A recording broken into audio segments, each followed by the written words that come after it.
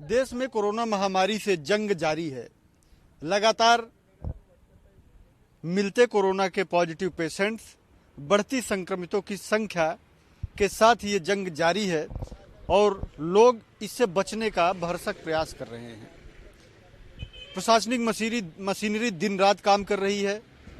Testing की संख्या बहुत तेजी से बढ़ा दी गई है और जैसे जैसे टेस्टिंग की संख्या बढ़ती जा रही है वैसे वैसे संक्रमितों की संख्या भी बढ़ती जा रही है। तमाम जो विशेषज्ञ हैं वो कह रहे हैं कि कोरोना से जो जंग है ये लंबी चलेगी। जंग कितनी लंबी चलेगी इसका अंदाज़ा लगाना बेहद मुश्किल है, लेकिन लॉकडाउन कितना लंबा चलेगा इसको लेकर के लोगों के मन में ज़्यादा सवाल हैं। पूरे देश में टोटल लॉकडाउन के दूसरे चरण का 11वां दिन चल रहा है और 19 दिन के सेकंड फेज के टोटल लॉकडाउन के अब एक सप्ताह से कुछ अधिक समय बचा हुआ है और लोग अभी भी लॉकडाउन का पालन करते हुए दिखाई दे रहे हैं। उत्तराखंड में भी टोटल लॉकडाउन का जो पालन है वो सख्ती से कराया जा रहा है, लेकिन अब धीरे धीरे लोगों का जो सब्र का बांध है वो टूटने लगा है। शिकायतों की संख्या बढ़ती जा रही है। खाने पीने की सामग्रियों की जो मांग थी वो बढ़ती जा रही है। जो जगह जगह लोग फंसे हुए हैं उसकी भी जो चिंताएं हैं वो धीरे धीरे लोगों शासन प्रशासन के कानों तक पहुंच रही है। हम आपको उत्तराखंड में टोटल लॉकडाउन का हाल प्रतिदिन बता रहे हैं। किसी न किसी बाजार से, किसी न किसी चौक चौराहे से दिखाते हैं कि किस तरह से जो टोटल लॉकडाउन है उसका असर चौक चौराहों, बाजारों और सड़कों पर है। आज हम आपको एक देहरादून के एक और चौराहे का हाल बताएंगे। आप देख सकते हैं मैं खड़ा हूँ इस समय धर्मपुर चौक और रेसकोर्स चौक के ठीक बीच में एक चौक आता है जो दोनों को जोड़ता है। जिस तरह से एक बफर स्टेट होता है किसी भी स्थान के बीच में, उसी तरह का ये चौक है जो रेसकोर्स चौक और धर्मपुर चौक के ठीक बीचों बीच स्थित है। इसकी जो उपयोगिता है या इसका जो महत्व है आप इस बात से समझ सकते हैं कि हमारे ठीक सामने देखेंगे तो धर्मपुर का जो सब्जी मंडी है वो यहाँ लगती है और आप देख सकते हैं कि यहाँ पे टोटल लॉकडाउन का किस तरह से पालन कराया जाता होगा। सुबह 7 बजे से दोपहर 1 बजे तक सब्जी मार्केट के खुलने का जो समय है उस दौरान ये सड़क है जो धर्मपुर चौक जाती है और हरिद्वार रोड भी निकल जाती है। आप देख सकते हैं। मैं अपने कैमरा सहयोगी गौरव जी से कहूँगा कि दिखाएं किस तरह से सर्किल बना के सब्जी मंडी में सोशल डिस्टेंसिंग मेंटेन करने का एक प्रबंध किया गया है और 1 बजे के बाद पूरा जो शहर है वो शांत हो जाता है। बिल्कुल एक तरह की वीरानी दिखाई देती है क्योंकि टोटल लॉकडाउन का पूरा असर है। अब मैं और पीछे ले चलूँगा, आपको दिखाऊंगा। ये जो सामने आप देख रहे हैं वो रेसकोर्स जाने वाला चौक है। इसको आरा घर चौक भी कहते हैं। बाई तरफ जब हम जाते हैं तो रेसकोर्स कॉलोनी चला जाता है और सीधे जाते हैं ईसी रोड बोलते हैं उसे, और ये मुख्यमंत्री सचिवालय होते हुए राजपुर रोड निकल जाता है और सीधे उसके बाद मसूरी जो फेमस पर्यटन स्थल है उधर चला जाता है। हमारे ठीक सामने आप देखेंगे तो जो बोर्ड लगा है, जो इंडिकेटर है, जो संकेतक है, उस पर आपको ये रोड कहाँ कहाँ जाता है उसके बारे में भी जानकारी मिलेगी कि ये रोड हवाई अड्डे की तरफ भी जाता है और दाई तरफ देखेंगे तो नेहरू कॉलोनी जाता है, बाई तरफ देखेंगे तो डालन वाला और मसूरी बाईपास जाने का भी यही रोड है। रिंग रोड भी चला जाता है ये रोड और रिंग रोड को जोड़ता है।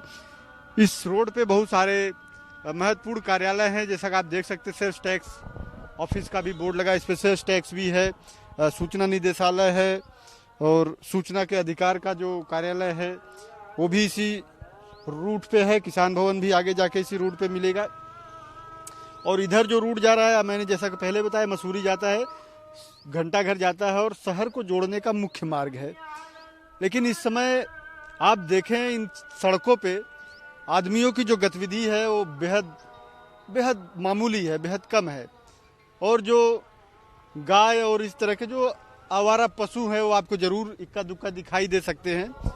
लेकिन टोटल जो लॉकडाउन का असर है वो पूरी तरह से शहर पे हावी है। लोगों की तमाम शंकाओं के बावजूद, तमाम परेशानियों के बावजूद, तमाम दिक्कतों के बावजूद लोग इस मुद्दे की गंभीरता को समझते हैं और किस तरह से इस बीमारी से बचा जाए, किस तरह से इस बीमारी से लड़ा जाए उसका प्रयास पूरा यहाँ की जनता कर रही है। एक हफ्ते से थोड़ा सा अधिक समय और है। 3 मई के बाद फिर क्या होगा, इसको लेकर के लोगों के मन में बहुत सारी शंकाएं हैं और लोग अभी भी इस बात की उम्मीद कर रहे हैं कि शायद ये लॉकडाउन बढ़े, लेकिन कुछ कड़ी शर्तों के साथ कुछ छूट भी सरकार शायद दे। इस उम्मीद में लोग लॉकडाउन के तहत अपने अपने घरों में हैं और समाचार माध्यमों से लगातार अपडेट हो रहे हैं कि जो कोरोना के खिलाफ जंग जारी है, जो कोरोना वॉरियर्स है किस तरह लड़ रहे हैं, कितना नुकसान उसका हो रहा है। मौतों का आंकड़ा भी दिन प्रतिदिन जो बढ़ रहा है, संक्रमितों का की जो संख्या है बढ़ रही है, जरूर बेहद डरावनी है। दुनिया से जो खबरें आ रही हैं वो भी काफ़ी डरावनी है। WHO के जो निर्देश आ रहे हैं, जो उसके सुझाव आ रहे हैं, एडवाइजरी लगातार आ रही है और जो उनकी आशंकाएं आ रही है कि ये सितंबर तक ये महामारी रह सकती है और उसके बाद और भी तमाम विशेषज्ञों के जो विचार आ रहे हैं कि ये महामारी कितनी घातक है और आगे चल के किस तरह से मानवता के अब तक के इतिहास को ये बदलने वाली है, इसको लेकर के भी लोगों के मन में बहुत सारी शंकाएं हैं। बावजूद इसके हमने आपको दिखाया कि किस तरह से देहरादून शहर में लॉकडाउन का पालन किया जा रहा है, लॉकडाउन चल रहा है।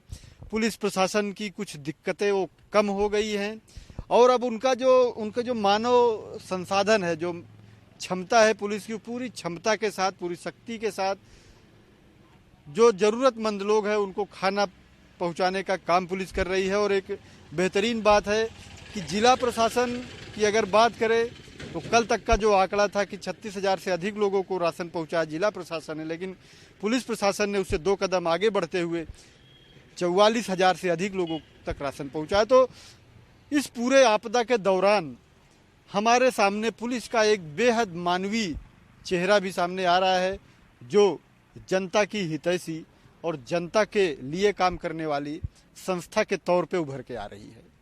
कैमरामैन गौरव पंत के साथ देहरादून से धीरेन्द्र प्रताप सिंह की रिपोर्ट।